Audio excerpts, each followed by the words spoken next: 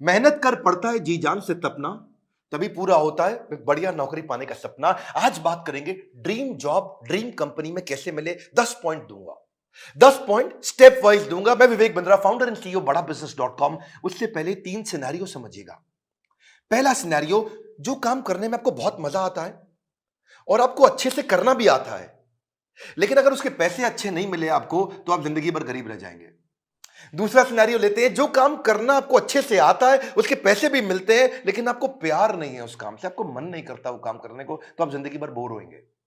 और तीसरा सिनेरियो, जिस काम से आपको प्यार तो है, बाजार में उसकी तनख्वाह भी मिलती है, लेकिन आपको करना अच्छे से आता नहीं है, तो फिर आपको नौकरी नहीं, वो तो खाली एक सपना है, वो ड्रीम जॉब नहीं है, खाली ड्रीम है। बात समझते हैं कि 10 पॉइंट क्या किया जाए, एक अच्छे से आपको जॉब कैसे मिले। पहले जिस कंपनी में आप जॉब चाहते हैं, पहला पॉइंट है उस कंपनी के बारे में रिसर्च करो। उस कंपनी का विजन, मिशन, उसकी लीडरशिप, उसके माइलस्टोन्स, उस कंपनी के बारे में पढ़ लिख लो वहां रिज्यूमे भेजते वक्त। नौकरी.com पे बहुत सारी अपॉर्चुनिटीज आपको मिलेंगी, लेकिन पहले कंपनी की वेबसाइट, इंटरव्यू में जाने से पहले उसके सोशल मीडिया, उसका एंगेजमेंट, mouthshut.com, glassdoor.com, उसका लिंक्डइन, उसके सारे गूगल पे सब चीजें, जितना ज्यादा आप इंटरेस्टेड होंगे उतना आपका कैंडिडेचर इंटरेस्टिंग हो जाएगा। जब आप इंटरव्यू में मिलते हैं ना लोगों से, if you are interested in the company, they will see you as interesting for the company. Company research के बाद दूसरा पॉइंट, जॉब डिस्क्रिप्शन को समझिए। जॉब डिस्क्रिप्शन की डिटेल मांगिए। आपका केआरए क्या होगा, केपीआई क्या होगा, आपसे क्या एक्सपेक्ट किया जा रहा है कंपनी में, यह मांग लो। अगर यह समझ में आ जाए कि कंपनी आपसे चाहती क्या है, करवाना क्या चाहती है, जॉब का डिस्क्रिप्शन, आपका केआरए की रिस्पॉन्सिबिलिटी एरिया, आपका केपीआई की परफॉर्मेंस इंडिकेटर, आपसे क्या एक्सपेक्ट किया जा रहा है इस रोल में, अगर वो मिल जाएगा तो पूरा ग्रिप आ जाएगा आपका इंटरव्यू में। तीसरा, अब जो इंटरव्यू लेने वाला है उसकी डिटेल निकाल लो। एचआर से जब आप बात करेंगे, पूछेगा आपका इंटरव्यू कौन लेंगे, उस इंटरव्यूअर का अगर आपको नाम मिल जाता है तो लिंक्डइन पे उसका प्रोफाइल खोल लीजिए। देखिए उसने क्या पोस्ट शेयर किया है, क्या आर्टिकल शेयर किया है, क्या उन्होंने कोई ब्लॉग शेयर किया है, उसके बारे में अगर आप तारीफ करेंगे या उसकी डिटेल उनको इंटरव्यू में बताएंगे, तो वो आपकी आई फॉर डिटेल को बहुत पसंद करेंगे। मेरे साथ भी होता है कई बार, जब कोई मुझको इंटरव्यू देने आता है, बोलता है सर मैं तो आपका बहुत बड़ा फैन हूं, मैं तो आपके सारे वीडियो देखता हूं, तो मैं पूछ लेता हूं टॉप 5 वीडियो कौन से देखे थे जो आपको बहुत पसंद आए और मैंने उसमें क्या बताया। पता चल जाता है कि आदमी झूठ बोल रहा है या सच बोल रहा है। अगर डिटेल में लिया अपने इंटरव्यूअर को पहचान, तो अपने इंटरव्यू को बना लो को सुपर आसान। इसको क्या कहते हैं, failing to plan means planning to fail. Plan करके जाइए, इंटरव्यूअर के बारे में पढ़ के जाइए। अब्राहम लिंकन भी बोला करते थे ना कि अगर मुझे पेड़ काटना हो, मेरे पास 8 घंटे हों, तो 6 घंटे तो मैं केवल धार लगाऊंगा, 2 घंटे में पेड़ काट दूंगा। 6 घंटे धार क्या लगाऊंगा, मतलब क्या, इतनी तैयारी कर लूंगा कि 2 घंटे में पेड़ अपने आप कट जाएगा।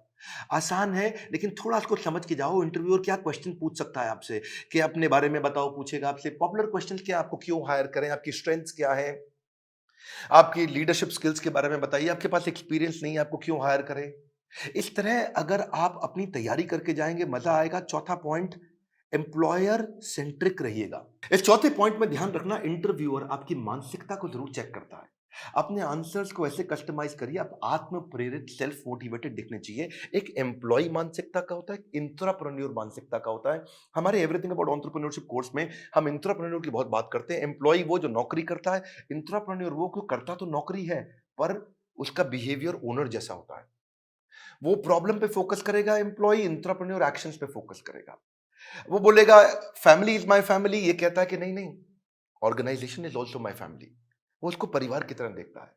वो हार्डवर्क करता है, ये स्मार्ट वर्क करता है। वो कंज्यूमर होता है, ये कंट्रीब्यूटर होता है। एंटरप्रेन्योर आते ही सोचता है मैं ऐसा क्या कर लूं कंपनी में। वो पुश स्टार्ट है, उसको धक्का मारोगे तो काम चालू करेगा। ये सेल्फ स्टार्ट है, अपने आप काम करता है। वो टाइम वेस्ट करता है, ये टास्क वेस्ट करता है। एम्प्लॉय क्या करता है, सुबह 9 से 5, 9 बजे आएगा, 5 बजे निकल जाएगा। ये क्या कहता है, जब तक काम खत्म नहीं होगा तब तक बैठूंगा। काम जल्दी खत्म करने की कोशिश करता है। ये समय के हिसाब से नहीं, काम के हिसाब से काम करता है। इसलिए employee gets paid for the time he spends, intrapreneur gets paid for the value he creates, है ना। तो ये इसको क्या चाहिए, sick leave, casual leave, earn leave, वो leave he doesn't want to leave. तो आपके जो आंसर है ना, वो उससे आपका नेचर, आपका बिहेवियर, आपका कल्चर पता लग जाएगा। ये ब्रेकडाउन में खत्म हो जाता है, ये ब्रेकडाउन में ब्रेक थ्रू क्रिएट कर देता है। ये बिहेवियर नेचर पता चल जाता है। पांचवा पॉइंट, अपना असेसमेंट भी करके जाइए, जो कि आपके इंटरव्यू में दिखाई पड़ेगा। सनातन गोस्वामी चैतन्य महाप्रभु से बोले कि आमी, क्या बात हुआ कि मैं हूं कौन, आप पहचानिए अपने आप को।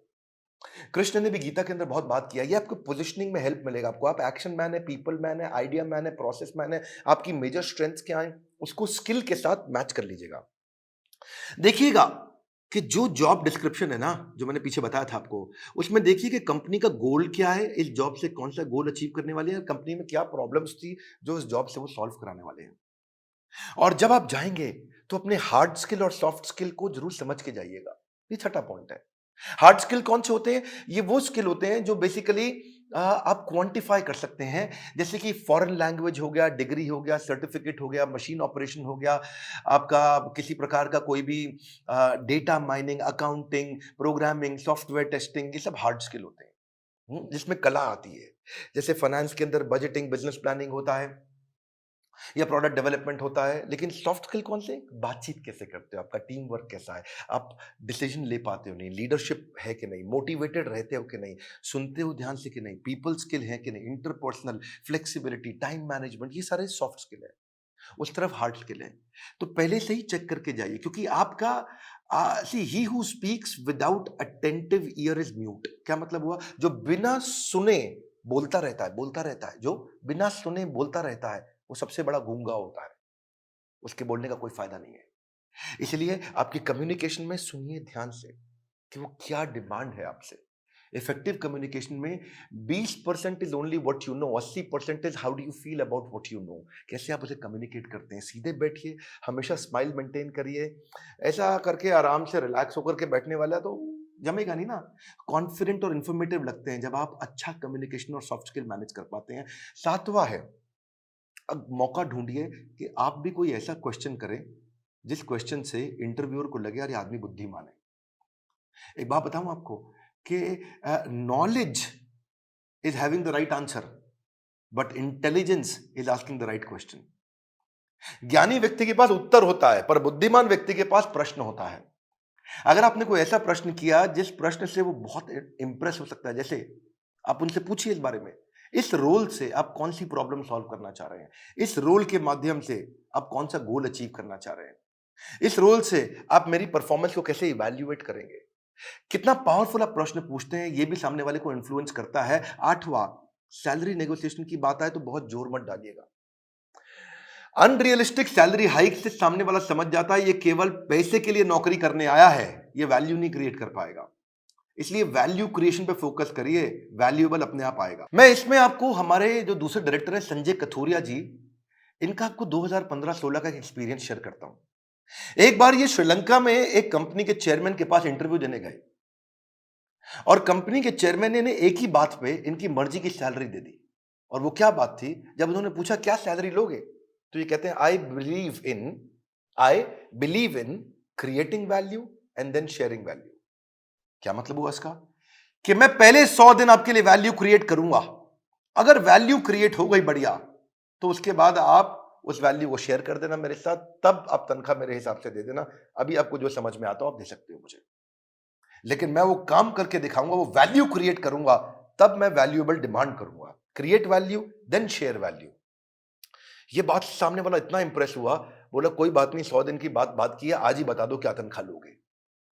जब आप वैल्यू क्रिएट करने पे फोकस करते हो, पहले कहते हो मैं वैल्यू क्रिएट करूंगा, बाद में अपना शेयर लूंगा, इससे सामने वाले को आप पे बहुत कॉन्फिडेंस आ जाता है। सैलरी नेगोशिएशन पे बहुत फोकस मत करिए, मेन मुद्दा समझिए, वैल्यू क्रिएशन पे फोकस करिए। सैलरी नेगोशिएशन अपने आप हो जाएगी जब वैल्यू क्रिएशन का सामने कॉन्फिडेंस आ जाएगा कि आप करके क्या दिखा सकते हैं जॉब में। 9वां पॉइंट, अपने रेज्यूमे पे ध्यान दीजिएगा।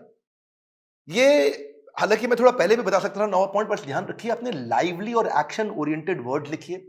रेज्यूमे लंबा मत बनाइए, 6 पेज, 8 पेज, 10 पेज का, क्योंकि जो रिक्रूटर होता है या जो इंटरव्यूअर होता है वो उसके पास ज्यादा समय नहीं है देखने के लिए। बुलेट पॉइंट्स में लिखिए ताकि मैक्सिमम चीजें कैप्चर हो जाएं कम समय में। सीक्वेंस के अपना एक्सपीरियंस लिखिए, और अगर एक्सपीरियंस ज्यादा नहीं है तो कोई बात नहीं, आपने आज तक जो भी कहीं पे थोड़ा बहुत इंटर्नशिप भी किया है तो वो भी डालिए। एक कवर लेटर अगर आप बना सको ना, तो वो गेम चेंजर होता है अपनी एग्जैक्ट पोजीशनिंग के लिए। कि आपके पास स्किल है और कंपनी को ये जरूरत है, तो कंपनी की जरूरत और आपके स्किल कैसे मैरी कर सकते हैं आपस में, कैसे मैरिज होगी। तो एक छोटा सा कवर लेटर आधे पेज का 8-10 लाइन का बना सकें अगर आप तो। रेज्यूमे ऐसा होना चाहिए कि सामने वाले को 20 सेकंड में सारी बात समझ में आ जाए। उसको ध्यान से बार-बार देखो ऐसा कि क्या 20 सेकंड में समझ में आ रहा है पूरा रेज्यूमे? रेज्यूमे में बहुत डिटेल लिखने में सफलता नहीं है, किसी के पास टाइम नहीं है आज डिटेल में पढ़ने के लिए। पर रेज्यूमे के अंदर जो हायरिंग मैनेजर है, एक सर्वे बताता है वो 6 सेकंड में डिसाइड करता है इसको बुलाऊं कि नहीं बुलाऊं। तो बड़ा इंपॉर्टेंट है, बहुत ज्यादा एग्जैजरेट ना करें, नहीं तो पर्दा फाश हो जाता है बाद में। बोल्ड और क्लियर और इंपॉर्टेंट अचीवमेंट को साफ साफ तरीके से बता सकें। उसी के अंदर एक रेफरेंस लिस्ट भी डाल दें, जो आपकी integrity, work, decision making, punctuality, flexibility के बारे में कोई रेफरेंस पुरानी कंपनी के या कोई बड़े लोग ऐसे हैं जो आपके बारे में कहने को तैयार हो, तो नीचे लिख भी दीजिए कि ये आपको आपके बारे में ये रेफरेंस, मतलब किसी और व्यक्ति, कोई और व्यक्ति भी आपकी तारीफ करने को तैयार है तो उसका नाम, उसकी डेजिग्नेशन, उसका फोन नंबर लिख दीजिए। इससे भी कॉन्फिडेंस आता है। और फिर भी अगर इंटरव्यू में आप जा ही नहीं पा रहे, आपको इंटरव्यू मिल नहीं रहे हैं, तो हो सकता है कि आप अच्छी जॉब साइट्स पे नहीं हो। मार्केट में धक्के नहीं खाने पड़ेंगे अगर आप अच्छी जॉब साइट्स पे जाओगे। इसमें आपको फ्री ऑफ कॉस्ट बहुत सारी अपॉर्चुनिटी मिल जाती है, ऑटो नोटिफिकेशंस मिल जाते हैं, अपने आप नोटिफिकेशन आते रहते हैं, एम्प्लॉयर खुद ही आपके पास आ जाता है अगर आप अच्छी जॉब साइट्स पे जाते हो। इसमें प्रीमियम सर्विसेज भी होती हैं। बड़ी पॉपुलर जॉब साइट्स में shine.com, naukri.com, Times Ascent, Times Job और मॉन्स्टर है। लेकिन अगर आप नए हैं तो freshers world, fresherslive.com, Internshala internship पे काम कराती है, या freelancer.com, indeed.com। अगर आप नए हैं तो इन पे जाइए। बेरोजगार खेल रहे हैं स्मार्टफोन पर ताश, ये वीडियो उनको शेयर करें, दिशा मिल सकती है बड़ी खास।